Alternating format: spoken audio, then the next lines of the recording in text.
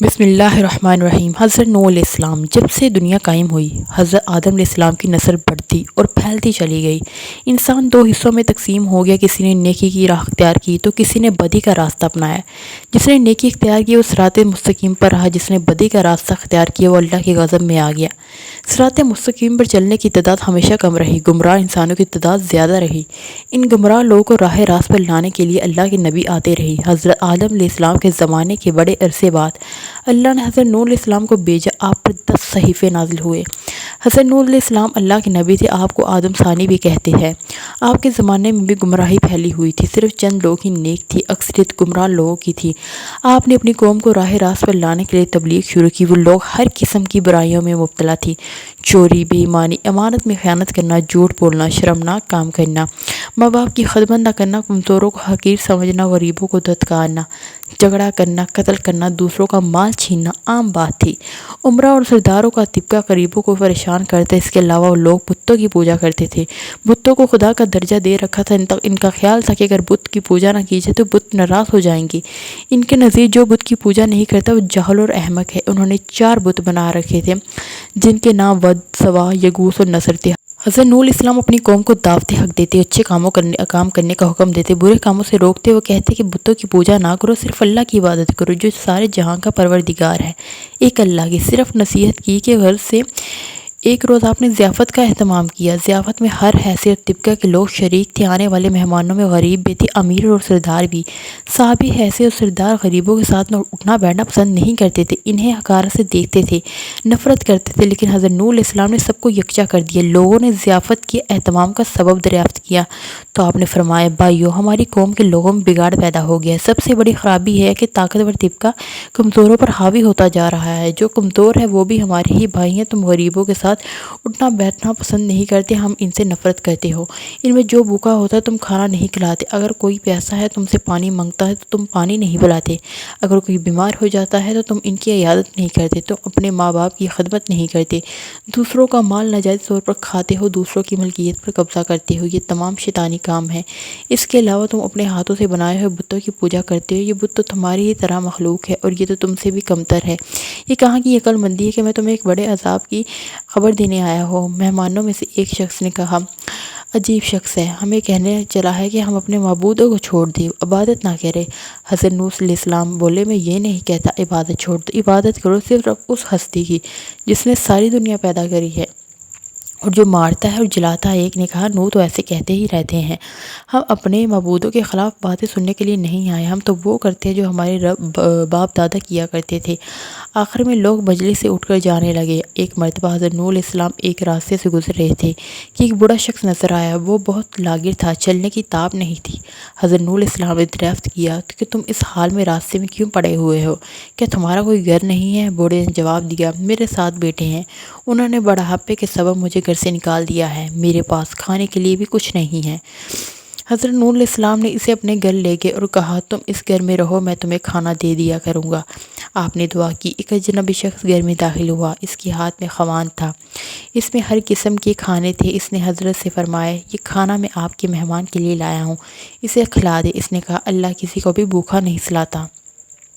وہ بوڑھا حضرت نوح علیہ السلام پر ایمان لے آیا۔ ایک روز ہدایت کی گھر سے نکلے اور ایک بلند مقام پر کھڑے ہو گئے اور بولے، لوگوں میں نیکی کی طرف بلا رہا ہوں، اللہ نے مجھے نبی بنا کر بھیجا گیا ہے تاکہ تم لوگوں کو ہدایت کرو، میرا کہا مان لو تو فائدے میں رہو گے۔ تم لوگ ماں باپ کی خدمت کیا کرو، انہیں گھر سے نہ نکالو، انہیں تکلیف مت دو، ضرورت مندوں کی ضرورت پوری کرو، یتیموں، بیواؤں اور محتاجوں کی مدد کرو، بیماروں کی عیادت کرو، ہر کمزور طاقتور کا محتاج ہوتا ہے، بات بات پر لوگوں کی جان نہ لو، یہ کام خدا کو پسند نہیں۔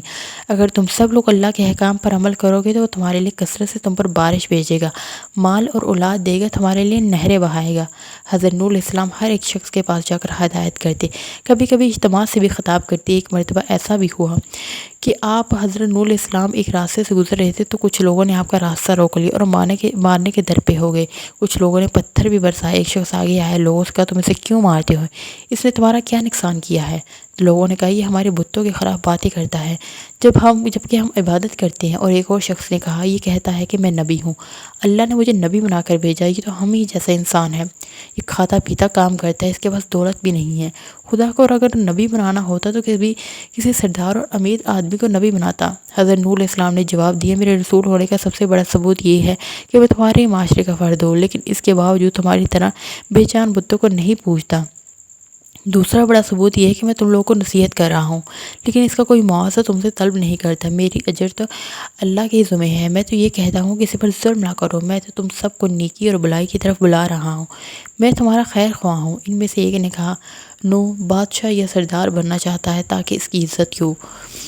حضرت نوح علیہ السلام نے کہا تمہاری عقلوں کو کیا ہو گیا ہے کہ پتھروں کو پوج رہے ہو؟ اے قوم اللہ کی عبادت کرو، وہی عبادت کے لائق ہے، اللہ کے سوا کوئی معبود نہیں۔ جب تم اللہ پر ایمان لاؤ گے تو تم برائی سے دور رہو گے۔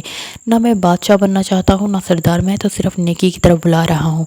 کہ تم نہیں دیکھتے کہ اللہ نے چاند اور سورج پیدا کیے، چلنے کے لیے فرش بنایا اور تمہیں نعمتیں دی؟ حضرت نوح علیہ السلام نے جب یہ باتیں کہی تو لوگوں نے کانوں میں انگلیاں ٹھونس لی، ایک لفظ بھی سننے کے لیے تیار نہیں ہوئے۔ ایک موقع پر حضرت نوح علیہ السلام نے اپنی قوم سے فرمایا اب نادانو یہ کیوں نہیں سمجھتے ہو، یہ دنیا تو ایک آزمائش کی جگہ ہے، تمہارے سامنے اچھائی اور برائی دونوں ہے۔ اے قوم میں تم کو آنے والے دن سے ڈراتا ہوں، اس دن کوئی کسی کے کام نہیں آئے گا۔ دیکھو جو غریب ہے مجھ پر ایمان لائے ہیں لیکن تمہیں دولت کا غرور ہے۔ اے قوم غریبوں کے ساتھ حسن سلوک سے پیش آؤ۔ ان میں سے ایک سردار نے غرور اور تکبر سے کہا فرض کرو کہ ہم تمہاری بات مان لیتے ہیں کہ تم پر ایمان لا کر ہم ان غریبوں اور 2 ٹکے کے لوگوں جو تم پر ایمان لے آئے ہیں ان کے ساتھ مل جائے۔ ایسا نہیں ہو سکتا۔ وہ لوگ آپ کو ذلیل کرنے کی کوشش کرتے، مذاق اڑاتے، آوازیں کستے، منہ پھیر لیتے، گالیاں دیتے، مارنے کی کوشش کرتے، بلکہ ایک روز تو مارا پیٹا بھی بہت تھا آپ کو، لیکن آپ نے صبر کا دامن ہاتھ سے نہیں چھوڑا بلکہ اپنا کام جاری رکھا۔ آپ کی بیوی اور آپ کا بیٹا بھی منکرین اور کافروں میں سے تھے۔ حضرت نوح علیہ السلام نے دعا کی اے رب میرے پروردگار میں نے اپنی قوم کو رات دن سمجھایا، حق کی طرف بلایا، میرے بلانے پر وہ زیادہ بھاگتے رہے، میں نے علانی اور خفیہ سمجھایا تو انہوں نے کانوں میں انگلیاں ٹھونس لی۔ اللہ تعالیٰ نے حضرت نوح علیہ السلام کو وحی بھیجی کہ ایک کشتی بناؤ اور ظالموں کے بارے میں کچھ نہ بولو۔ اللہ کے حکم کے مطابق آپ نے کشتی تیار کرنا شروع کر دی۔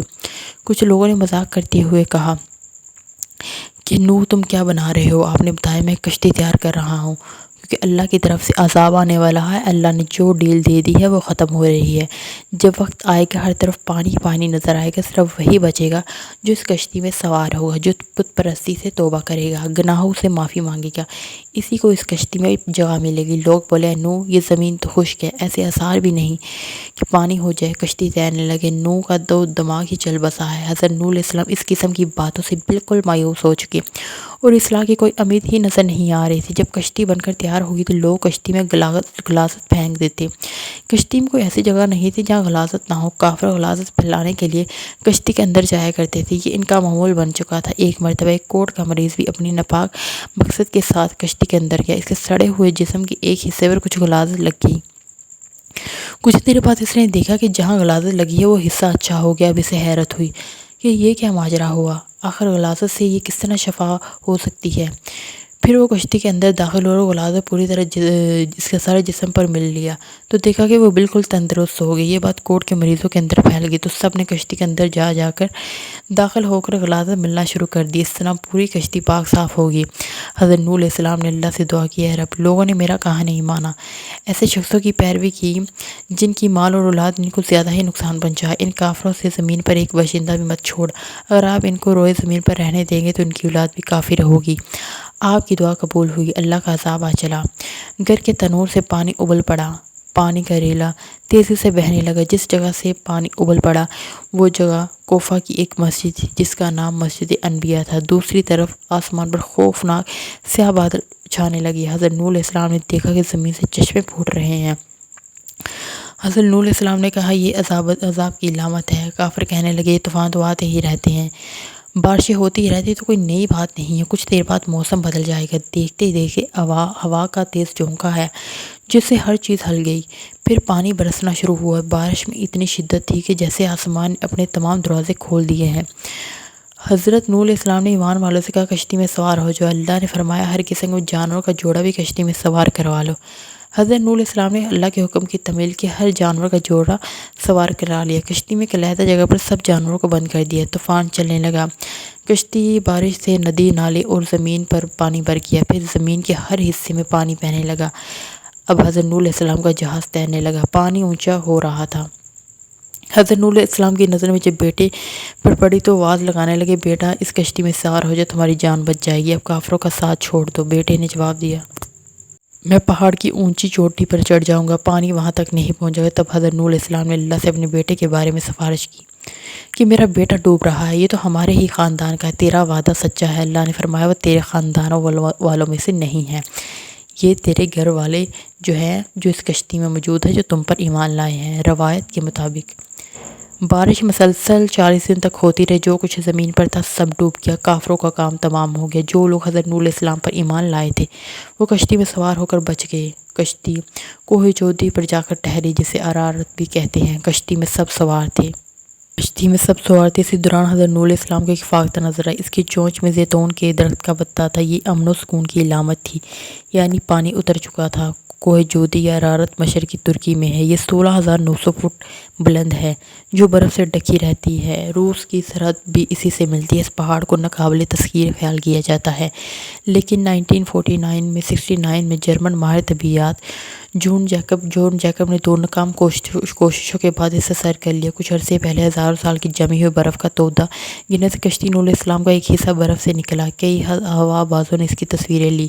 ایک اور معلومات کے مطابق 1969 میں ماہر آثار قدیمہ دولی اور اس کے ساتھی نے عراق کے قریب ار کے مقام پر طوفان نوح کے اثرات دریافت کیے۔ انجیل مقدس کتاب پیدائش کی روایت کے مطابق طوفان نوح کا واقعہ دجلہ فرات سے متعلق ہے۔ عراق میں قدیم زبانوں میں لکھے گئے کتب دریافت ہوئے، ان میں ایک زبردست طوفان کا ذکر تفصیل سے ملتا ہے۔ ایک ماہر نے دعویٰ کیا ہے کہ اس نے شہر ار کی سب سے نچلی سطح میں طوفان نوح کے آثار پائے ہیں۔ عیسائیوں اور یہودیوں کی الہامی کتاب میں بھی ارارات کا ذکر طوفان نوح کے حوالے سے آیا ہے۔ بائبل میں لکھا ہے کہ 7ویں مہینے کے 17ویں دن کشتی نوح ارارات نامی کشتی پہاڑ پر آ لگی۔ تو یہ تھی دوستو ہماری ویڈیو، ضرور آپ کو پسند آئی ہوگی۔ ہماری مزید ویڈیو دیکھنے کے لیے چینل کو سبسکرائب کریں اور ویڈیو کو لائک کریں۔ شکریہ۔